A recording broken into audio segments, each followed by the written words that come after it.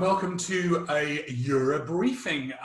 These briefings are really to share knowledge. We're calling them EuRA briefings, knowledge worth sharing, shamelessly ripped off from TED, ideas worth spreading.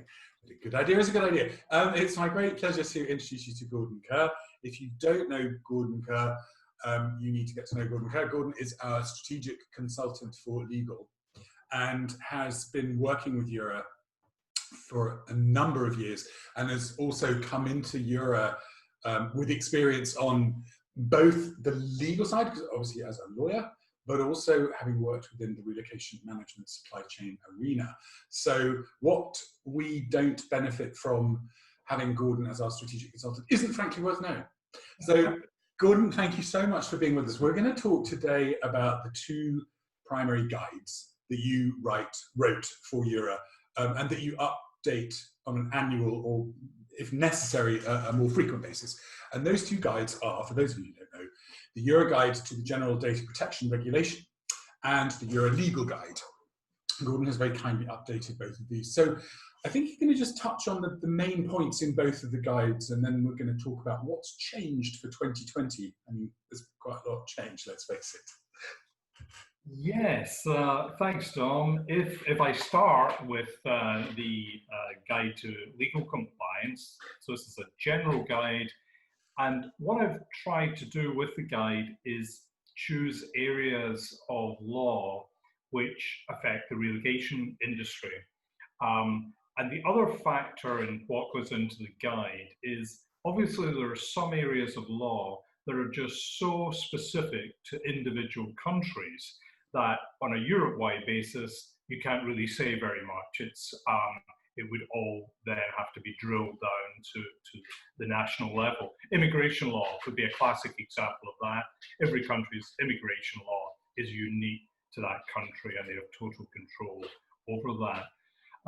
So the topics that are in the legal guide, which I have in front of me, so I'll just run through the main headings, and then, as Dom says, we'll delve into what's actually changed since the 2019 edition.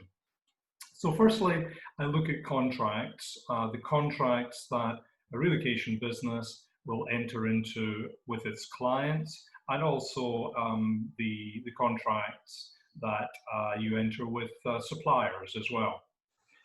Then there's the whole issue of protecting personal data, which I'll talk about a little bit more in more detail. And of course, just at this point to reference that there is this separate GDPR guide, which goes into more detail on how the GDPR affects relocation businesses. So protecting personal data, I then go on to anti-bribery and corruption, principally how the Bribery Act can affect the management of supply chains and the do's and don'ts around that. We have a chapter on relocation and tax, which looks at everyone's favorite topic, value-added tax, and the sort of rights and wrongs, or the do's and don'ts around that. And I also spend a little bit of time looking at how personal taxes interrelate to relocation activity. So, for example, the rules around spending time in different countries and how that can affect tax. But again, I try to be careful. It's a very broad overview, because obviously national tax laws are different in every country. Therefore, it's just getting a general impression of how tax and relocation interact. Insurance, the section on that, very relevant just now. Lots of claims against insurance companies on policies for business interruption just now. So you could say a hot topic at the moment. We have a section on cross-border employment. So when, for the first time perhaps, your business decides to open up an office in another country or employ somebody in another country, what does that mean in practice? What are the laws you have to be aware of? what are the potential pitfalls when you're employing somebody in one country and you ask them to go and work for you in a different country. We then have a chapter on expat tenancies. Now again, that clearly is an area where national law predominates, but what I was trying to achieve there was an overview which looks at particularly the issue of should a tenancy agreement be taken out in the name of the corporation or should be taken out in the name of the assignee. And with the assistance of a wide variety of EuRA members, we've built up almost a database of what makes more sense in individual countries in terms of how that tenancy agreement should look. And that can be anything from tax factors to just best practice or landlords' typical practices that can influence how a lease should be structured. And there are also some legal protections in some countries for individuals that corporations don't have. So very much an overview that gives you a sense of how it varies between different countries. And actually, we were just talking before we started the recording, and we're going to run a specific briefing on expat tenancy agreements with Gordon and with some of the respondents to that survey in the coming weeks. So we'll let you know. Thanks. Yeah, now looking forward to that. And then just briefly, I touch on anti-money laundering, which is a growing, creeping topic into the relocation industry, and a little bit about competition law, the relevance of that being that when we attend wonderful conferences at EuRA, if you talk to your competitors and agree to fix your prices, then perhaps you're going to be fined or even go to prison. So it's worth knowing a little bit about competition law. And can I just interject really quickly there, because I think you know about this as well. Sorry, I'm on a new computer and it's still sending out notifications. There was a huge case, wasn't there, about price fixing that came under that competition law to do with the moving of the Parliament, the European Parliament? Yeah, I mean, well, if it's the same one you're thinking about, yeah, I mean, this was a group of guys who got together for lunch in Brussels on a regular basis and decided which company would pitch for particular contracts being issued, by the European Commission. So that's really about as stupid as you can get in competition law. And these were multi-million-pound fines that were imposed on, I think, about 5 different companies in the moving and relocation sector. So yeah, it's very relevant to breaking those rules is a very expensive game. So it's very and let's see, I also, there's a chapter where I link legal compliance to what's in the EuRA Global Quality Seal, just so people can see how the interaction works there. And obviously I work with Martina on elements that are fall under quality, but are legal issues to make sure we're completely aligned. So that's always fun. And one thing I did add is reference to coronavirus and legal implications of that. So that's a new appendix. But that's the broad structure of how the legal guide, the general legal guide for EuRA is set up. And it's worth pointing out as well that Gordon has a MIM Plus module in the EuRA Academy, which covers the sections of the legal guide that we've just been talking about, but also the general data protection regulations as well. So if you are responsible for that within your company, or somebody is responsible for that, it's really worth doing that module. It's a great module and it's fully in depth. And again, you've just updated it, and I'm just updating the graphics. I haven't done that yet.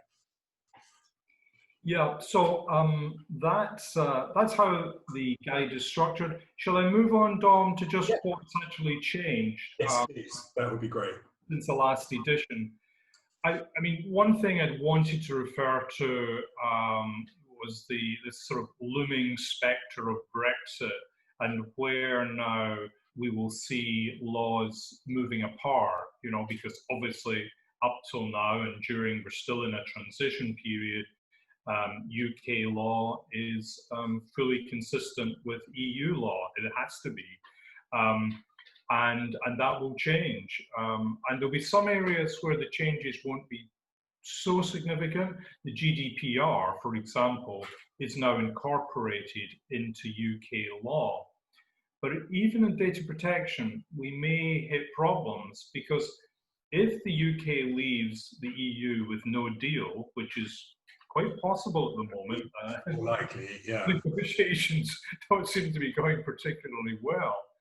And one real practical effect of that would be that the UK needs to be listed as a country having adequate protection of data. Otherwise, it would be like the United States, where you need a privacy shield in place and you have to register, and there are lots of formalities involved to achieve accreditation. If things really fall apart between the UK and the EU, it's possible that data transfers from the EU to the UK could be subject to some new rules, and the last thing we want is hurdles around transferring personal data. Now that's a kind of worst scenario, I guess. But if really there is a major falling out, then that is possible.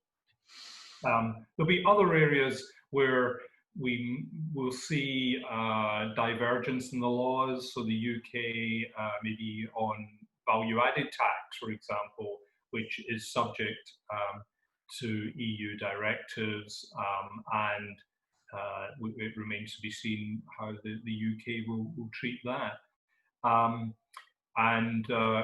We're used to a system now across the EU for issuing invoices to a supplier in another country, and mechanisms like reverse charging, which all seemed very complicated a number of years ago, and all of us in the relocation industry have got used to dealing with that now. Even Tad and his VAT and conferences, that's probably the hard end of this. But for most of us dealing with supply chains across Europe, VAT has become relatively simple. Yeah. Well, in the UK, it could become more complicated again.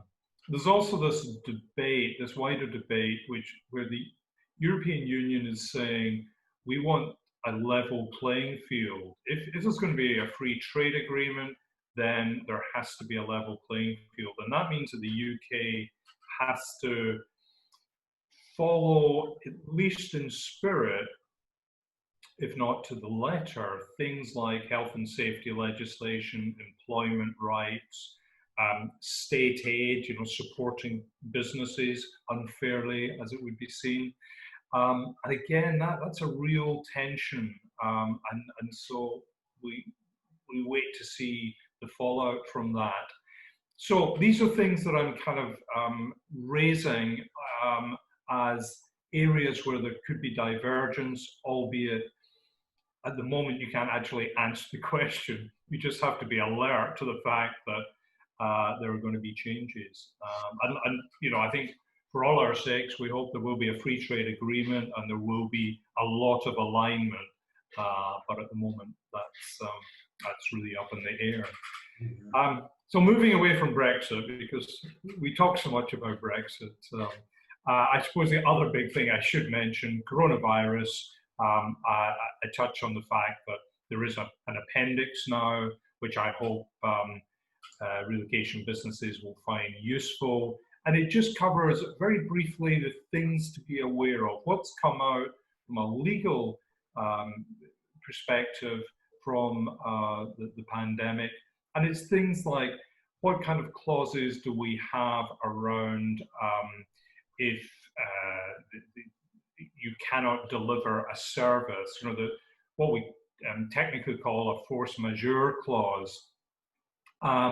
Now, I'm not aware within the relocation industry that there have been major problems with this. I think clients understand that it's impossible to deliver services during a lockdown. But of course, it does affect businesses that are involved in events, either delivering events or getting involved in booking events. And clearly, EuRA itself knows this better than most. And the need to then negotiate a new contract with a hotel, with a conference center, and what's the best way of going around about that. So there are issues going forward where I'm sure we'll all be looking far more closely at the contract and the force majeure clause.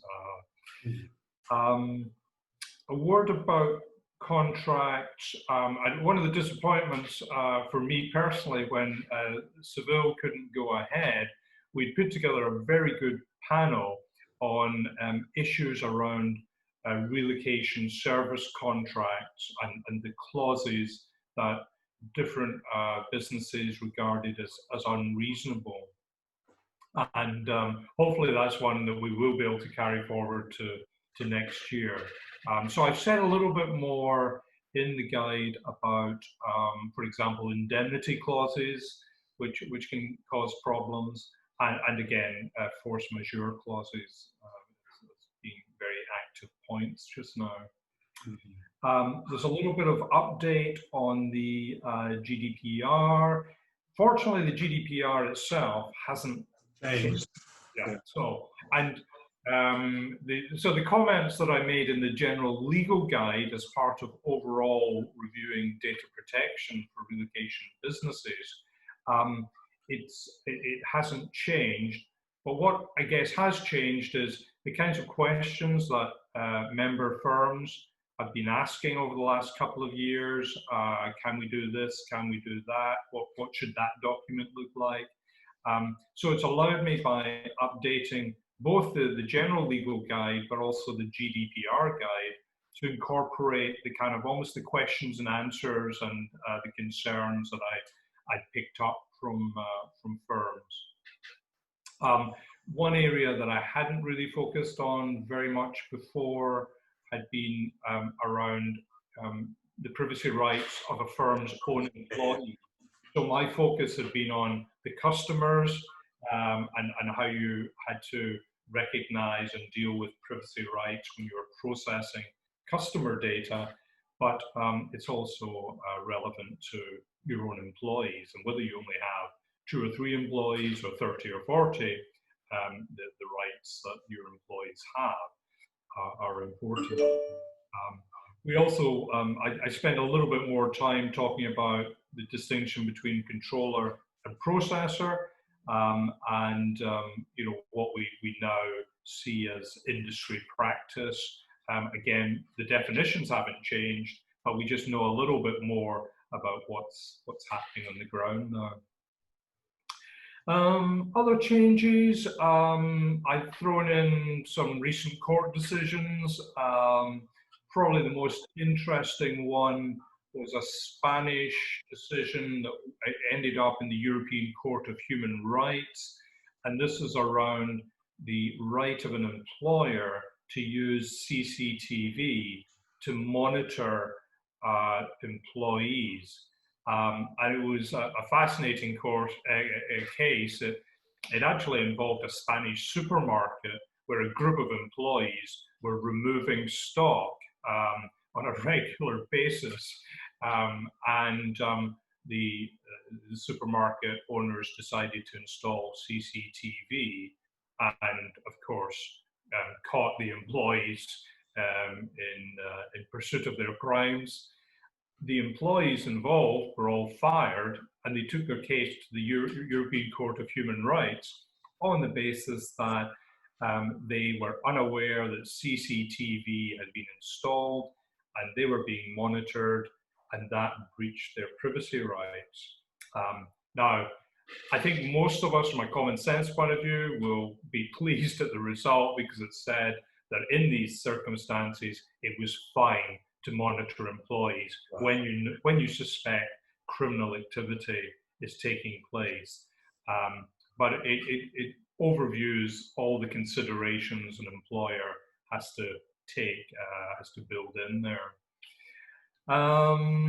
That's fascinating. I was just going to ask you about that because, I mean, in terms of that kind of surveillance, I'm assuming that if that supermarket wasn't even really talking about criminal activity, but just wanted to install some level of security, as long as you inform your employees, is that okay? Or are you materially changing their employment contract?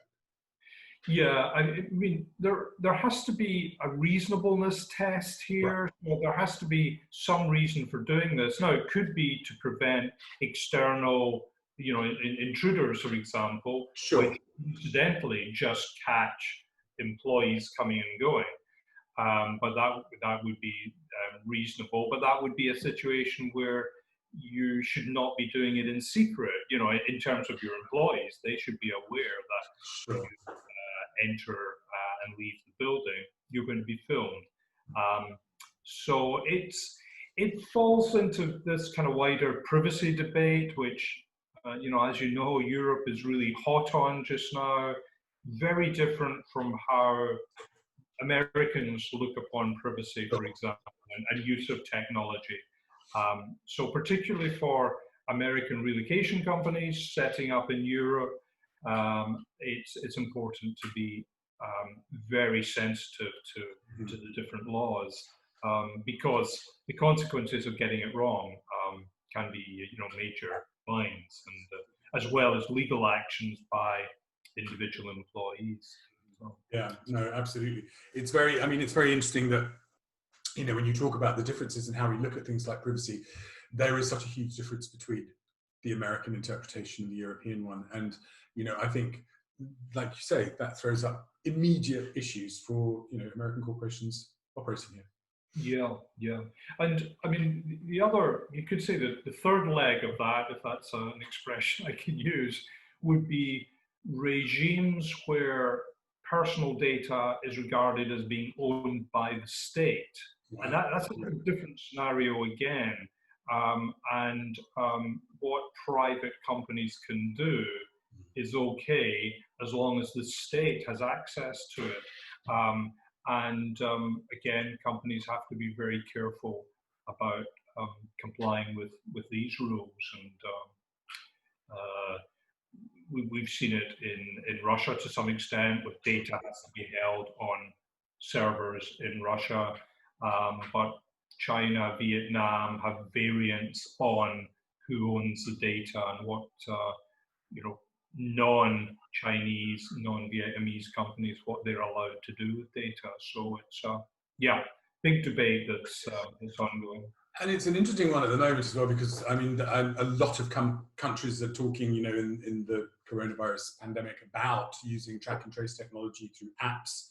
And obviously the two main players in that, Google and Apple, for the first time ever, collaborated. Whereas in the UK, we went down a different route of developing one so that data would be held not by a corporation. Do you think that there were privacy concerns around that? And that's why we went on that route? I think there were. I think it makes it easier from a privacy law point of view if it's not a private company. Mm-hmm. So if it's NHS are holding it and they're only holding it for a defined period, etc., then it avoids that huge dilemma of public health against privacy rights.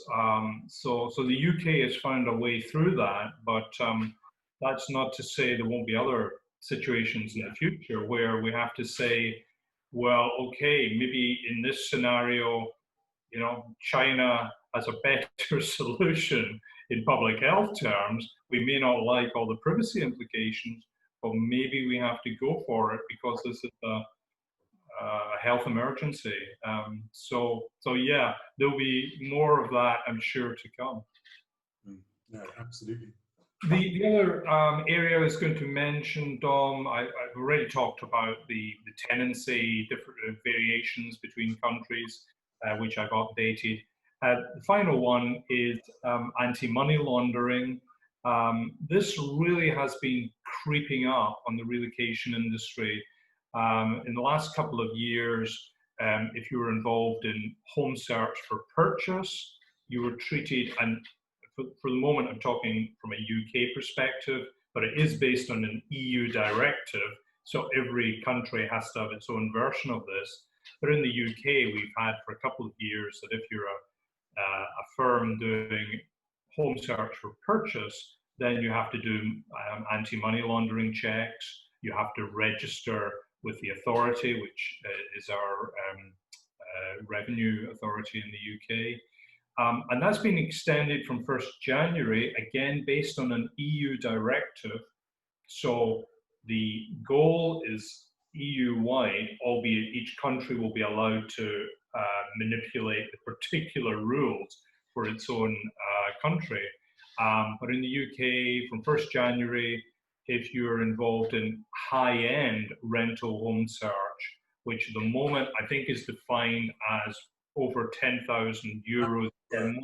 Euro, yeah. As rent, then you will need to register and be subject to audit, and you have to be carrying out checks on individuals.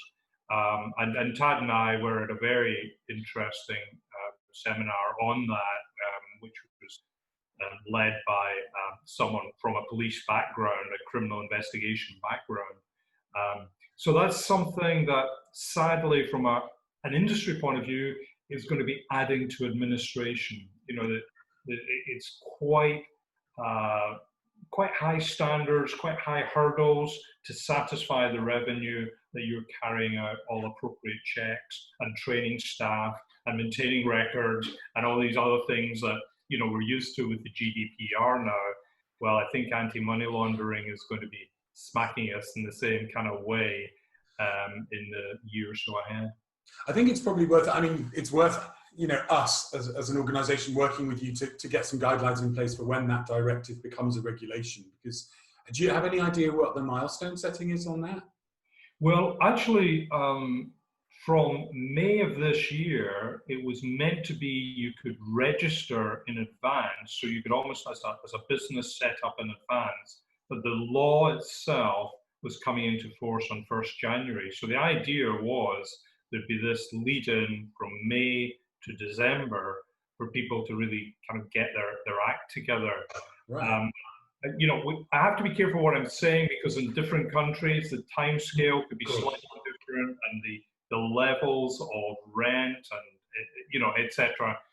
Can all vary. But as I say, because it's an EU directive, in some shape or form, every relocation business that certainly acts at the high end, even if it's just one a year, will have to be looking out for this. So it definitely should be on our agenda to be issuing more information around this, albeit, as I say, country to country, it makes it a wee bit difficult to be. Yeah, for sure. But I mean, general guidelines, how to register, which, you know, find out, like a bit like we did with the Information Commissioner's Office when we started talking about how, GDPR. So yeah, interesting. Yeah. So that's really what's changed in the legal guide.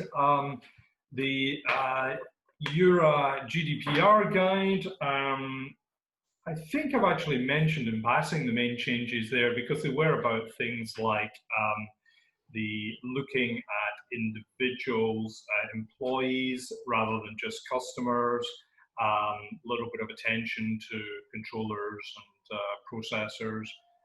There's one or two new additions to the questions and answers. But I mean, I suppose I was relieved when I looked at it at first. This first version we produced in February 2018, so just a few months before it came into effect. But there's nothing I would say that's wrong in this first one, I'm pleased to say. It's really just making sure it's as relevant as possible. And also talking now, it was all in future tense. That's right, it was. That's right, yeah. Talking about reality now. Yeah, it's happened. And if you're not aware of it, you're in serious trouble. Yeah. Seriously true. So that's what I've been doing in updating the guides, and I hope people find them them useful. That's great. Thank you so much. And I mean, just so that you're aware, the guides are all available on the EuRA website. Go to the Publications tab. You will see the submenu there. You need to be logged in to gain your free copy, but obviously these guides are all free for EuRA members, along with Martina Sharvai's policy guidance on working with clients and teams in the era of COVID-19. That's also on the website under the Global Quality Seal tab. So they'll be in the links underneath this YouTube, so you'll be able to click on them and go straight there. Actually, Dom, if I could, you've reminded me, one other thing that's been added into the GDPR guide, we've now put in an example of a policy standard, yeah. Again, these have emerged over the last year or two, what companies are typically doing. So we've put in a privacy standard, which would be a relatively short version of a document about what a company is doing, and it's written from the point of view of so it can be shared with employees. So it's not just a policy, it's also a training document as well, and hopefully that will be useful. You know, actually, I think what I might do is just detach that from the main. I mean, I'll leave it in the guide, but I might detach that and put it up as a separate thing, like we did with Martina's policy for guidance for coronavirus, because it's a very important document, and actually it's extremely comprehensive. So thank you for that. Excellent. So Gordon, we will reconvene in a couple of weeks to do a briefing with some of the members on expat tenancy agreements. That would be absolutely awesome. But in the meantime, as ever, thank you so much for your expertise and for taking us through all of this very calmly and keeping us on the right side of compliance in every way. It's much appreciated. Thank you, Dom. It's a pleasure. Thanks so much, Gordon. Speak to you soon. Take care. Bye-bye. Bye.